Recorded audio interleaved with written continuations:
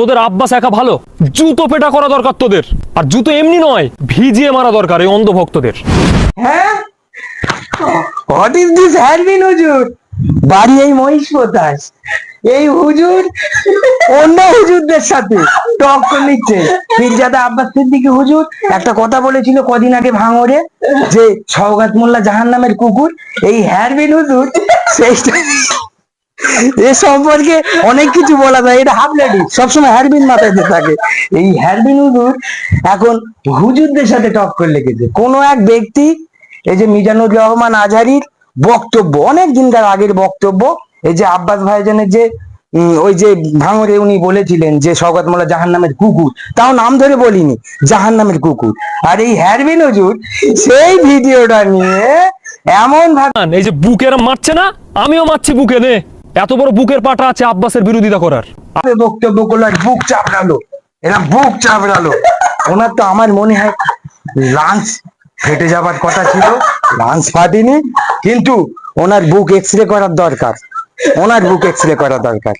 আর আমি আজকে ভিডিও এসেছি কেন জানো? আমি আজকে ভিডিও এসেছি এই কারণে, এই হ্যারবিন হুজুর হুজুরদের কিছু বলছে না, তার থেকে বেশি বলছে যারা ওই আব্বাস হুজুরের ভক্ত তাদেরকে। ওর আসল রাগটা কাদের প্রতি? আব্বাস সিদ্দিকীর ভক্তদের প্রতি না ওই হুজুরদের প্রতি? তোর যদি অতই মর্দাঙ্গিনী থাকে, আগামী বৃহস্পতিবার তরুলিয়া নিমতলা ওই জায়গায় আব্বাস ভাই আসছে, তুই এক কাজ কর, তুই ওখানে ওপেন আমরা নেমন্তন্ন করলুম, তোকে আমরা আনবো, সেফটি ভাবে আনবো। তোর ওখানে আব্বাস সিদ্দিকীর সাথে বচসা হবে। আব্বাস সিদ্দিকী যদি তোর কথার সাথে না মেলে, তুই যদি পারিস, এই হারবিন হুজুর, হাবলিটিস হারবিন হুজুর, তোকে বলছি, তুই এই আব্বাস সিদ্দিকীর সাথে বচসায় বসবি। আব্বাস সিদ্দিকী যদি বলে যে হ্যাঁ আমি কথাটা ভুল বলেছি, ওখান থেকে আব্বাস সিদ্দিকীর আমরা লাভিয়ে গাড়িতে তুলে বাড়ি পাঠিয়ে দেবো। আর ওই নিমতলা থেকে আমি বলছি, আমি এই বুক চাপড়ে আমি বলছি, ওই নিমতলা থেকে তোর মোষপোতা বাড়ি অবধি আমি পুরো গাঁদা ফুল রাস্তায় ভিজতে ভিজতে নিয়ে যাব।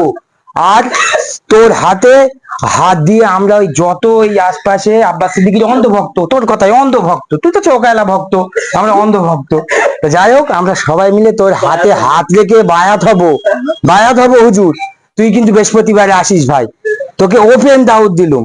আর তুই যে বলেছিস না যে ওদের ভক্তদের জুতো মারা উচিত, আবার কি বলেছিস যে জুতো ভিজিয়ে মারা উচিত, ঠিক আছে, তোর কোথায় আমরা রাখলাম। আমরা ওই দিঘরা মালিক বেরিয়া অঞ্চল থেকে একটা পানির গাড়ি আনবো, এনে ওই তোর পিছন পিছন যাবো, নিজের জুতো ওই গাড়ির থেকে নিজে ভিজবো, আর নিজের মুখে মারতে মারতে যাবো। কারণ তো আমরা তো অন্ধ হুজুর, তুই তো চোখালা হুজুর। বন্ধুরা, আমি হয়তো ওদিকে হ্যারবিন হুজুর বলছি, হয়তো আমার আবার বলবে কেউ অন্ধ হুজুর, আব্বাস সিদ্দিকীর চটি চাটা। এই দেখেন হ্যারবিন হুজুর কি কীর্তি করে রেখেছে, কিছুদিন আগে এই ফটোটা ছেড়েছে, ওর পায়ের গোড়াও আল্লাহ লেখা, ওর পায়ের গোড়ায়। আর এই হুজুর আব্বাস সিদ্দিকী হুজুর কোথায় আমিরে হারাম আর কোথায় ফকিরে আদাম।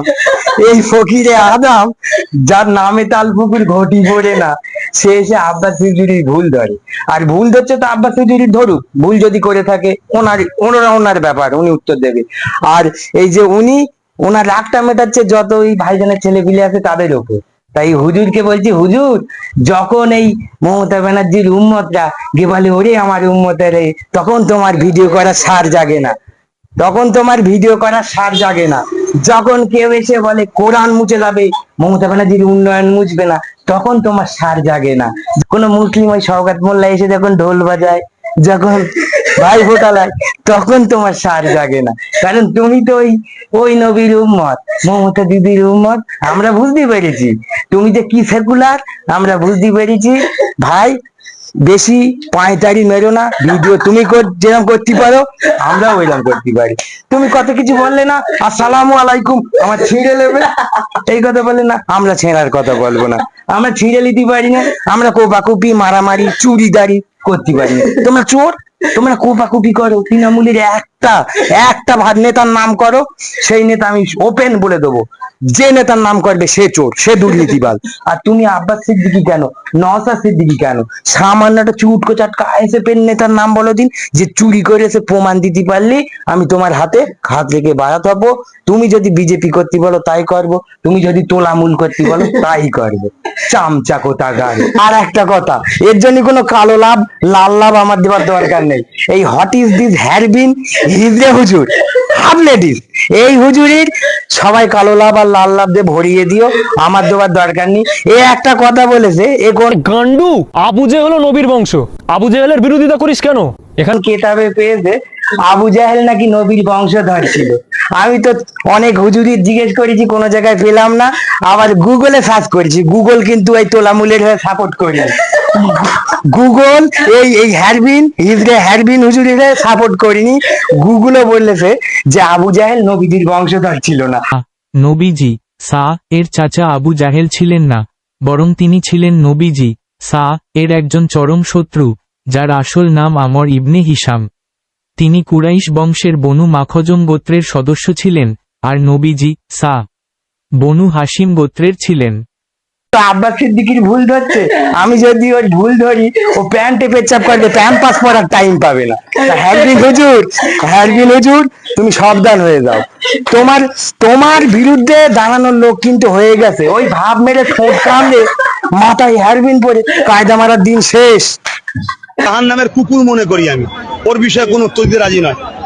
কিয়ামতের দিন আল্লাহর ওলিরে আল্লাহ ডাকবে, আল্লাহ ডেকে বলবে, এই তুমি যারা জাহান্নামী। আরেকজন মুসলমানকে কাফের বলতে পারে না, কিন্তু একজন মুসলমান যখন কুফরি করে কাফের হয়ে যায় তখন তাকে কাফের বলতে হবে। বুঝেন নাই? মুসলমান আগে সমাজের সবচেয়ে বড় চোর বাটপার বদমাশ গুলো নেতা হয়ে যাবে, তাদের নেতৃত্ব মেনে নিতে হবে বাধ্য হয়ে। ভয়ে লোকজন তাদেরকে সালাম দিবে, অন্তরে তাদের জন্য কোনো ভালোবাসা খুঁজে পাওয়া যাবে না।